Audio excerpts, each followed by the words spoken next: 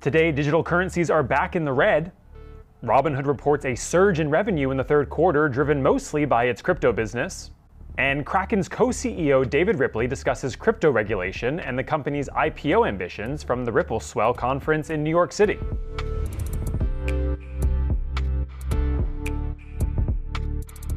Welcome to CNBC's Crypto World. I'm Brandon Gomez. Digital currencies are facing another pullback as the volatile week in trading continues. By noon Eastern, Bitcoin was in the red, but holding on to the $100,000 level. Ether dropped to $3,276, and Solana fell to $155. And taking a quick look at shares of Coinbase, shares are down more than 6% as of noon.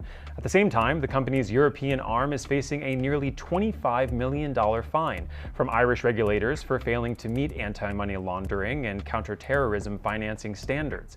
Now, on closing bell over time yesterday, Tom Lee, Fundstrat's head of research, a CNBC contributor, broke down the moves in Bitcoin. I think it makes sense to watch the technicals for Bitcoin. As you know, Bitcoin is very sensitive to market liquidity and also perceptions about risk appetite and risk premia. And, over the past couple of weeks, I think there have been headwinds building, right? From the government shutdown to a hawkish Fed cut that was done last month and uncertainty about December.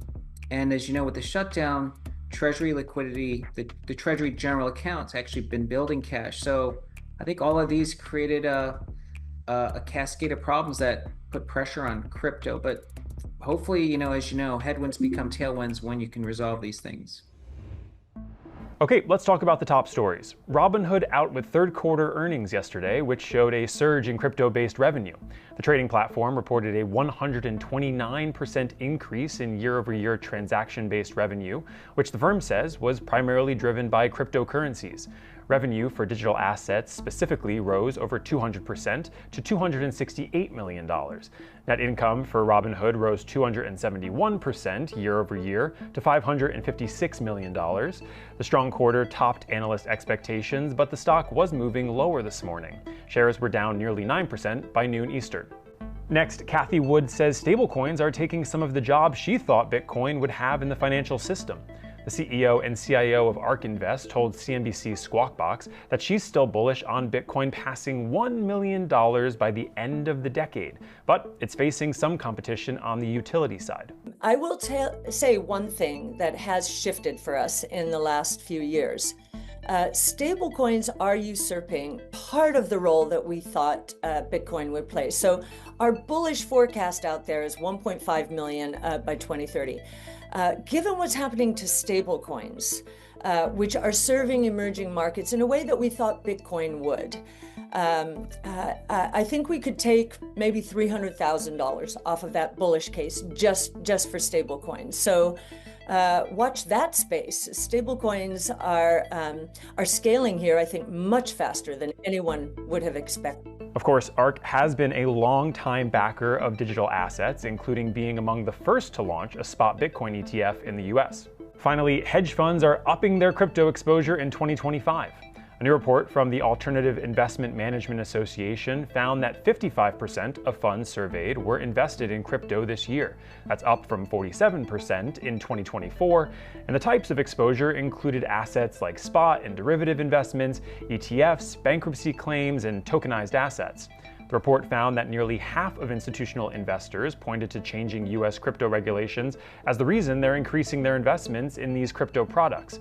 At the same time, among the survey's respondents who said they didn't have crypto exposure, about half of them said they had no plans to enter the market, at least in the short term. All right, while at Ripple Swell this week, CNBC's Liz Napolitano sat down with Kraken's co-CEO Dave Ripley. The crypto platform has long been seen as a candidate to go public, so she asked him about that, and of course the US's shifting crypto regulatory landscape.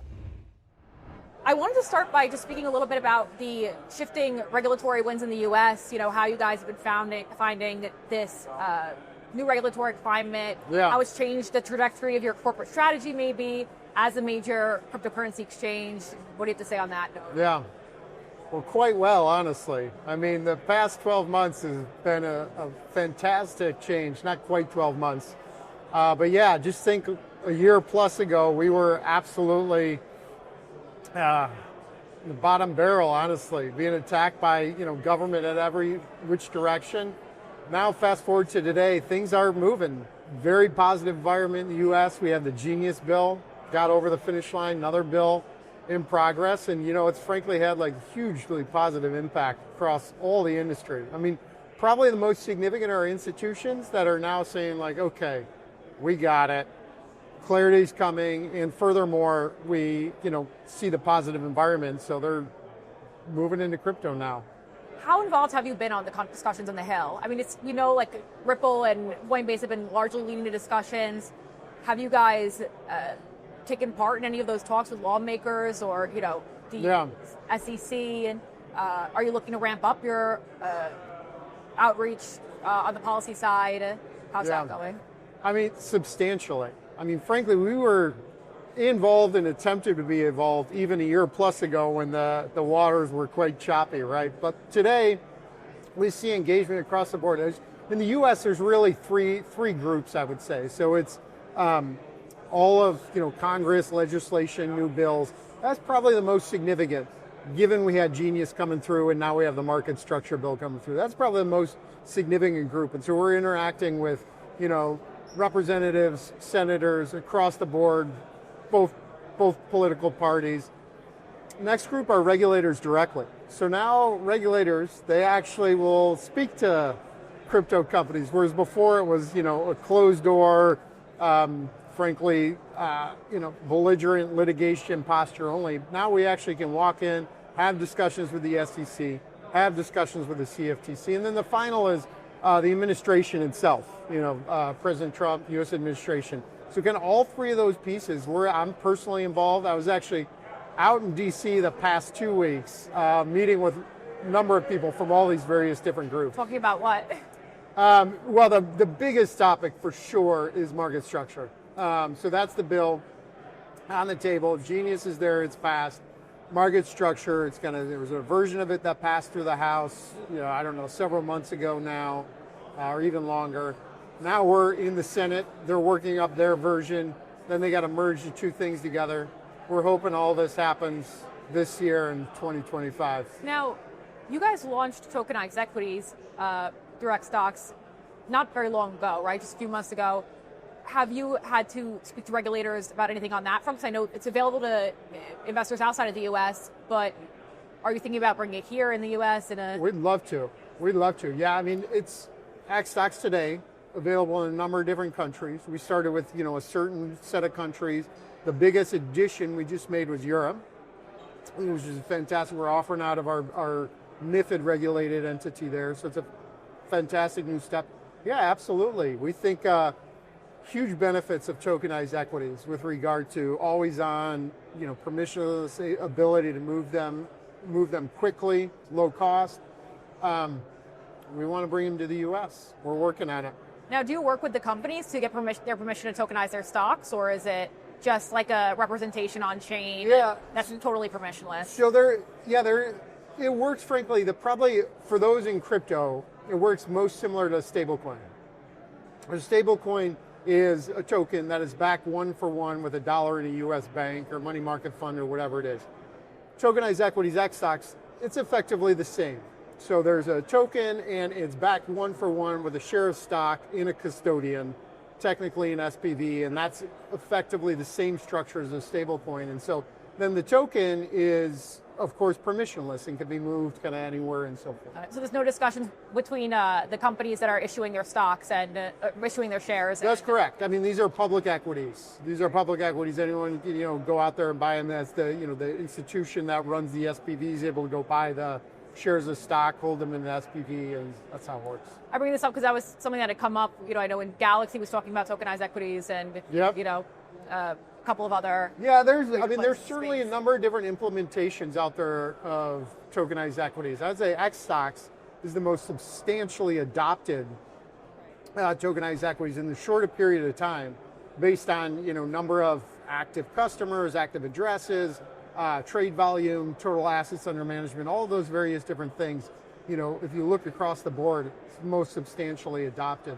I think there were some shots on goal with tokenized equity for private stock It's a little bit of a different deal, and I think that's where we saw some fits and starts there. We don't offer that today. Would you think about offering it? Yeah, I mean, I think it's interesting. That's where the issuers come into play, where the actual company stock that we're talking about is involved in that dynamic. So I think that takes a little bit more figuring out. Is that something like within the next year we could see the next 2 years? That's a good question on timing. I mean, I think like right now we're focused substantially on tokenized public equities. That's a huge part of the market when we talk about stock and equity. Probably, bigger than private equity, certainly when you talk about the amount of trade volume out there. We think we're the right first opportunity is. So we're frankly focused entirely on that. And then with the private companies, like from a consumer protection standpoint or like an investor education standpoint, is there any special consideration you have to give there in terms of like, these are companies that their financial information isn't necessarily public. Yep. They're kind of black boxes, right? So investors have less information going into for private stocks. For private stocks. Yeah, exactly. That's yet another complexity piece. I mean, it's probably even a bigger piece of complexity than having to work with the issuers or all of those various different things. This is, for the most part, private stocks are much more restricted in how much they can be traded and moved and all that type of thing. Now, as you know, particularly being like the front runner on the one of the front runners on the tokenized equities front, there are a lot of big industry players trying to play catch up. Coinbase has shared its everything exchange vision. They're talking about tokenized equities as well. Are you worried that another industry player might come in and eat your guys' lunch, so to speak? Or I think being first is meaningful, and frankly we weren't first. We're just the first to achieve this level of adoption. And that said, I mean, I think it's still incredibly early. So, I mean, more power to them to come in and bring about some offering. We're pretty confident that we have always brought products that are innovative, bring value to customers, and we think we're going to do the same here. And we're happy to see others come in and try to do the same. Now, I also wanted to ask you about, there have been some reports that Kraken quietly raised $500 million at a $15 billion valuation. And there was a political report, I believe back in September, where they said that you guys are raising an additional $200, $300 million at a $20 billion valuation leading up to this, much talked about IPO plan. Anything to say on that report? Nothing to share publicly yet on any fundraisers or anything of the like. I mean, other than just kind of the basic, our business, of course, takes working capital, and we're always kind of working with the capital markets to make sure we, grow our business as best possible. Okay, that's all for Crypto World today. We're back again tomorrow, and we will see you then.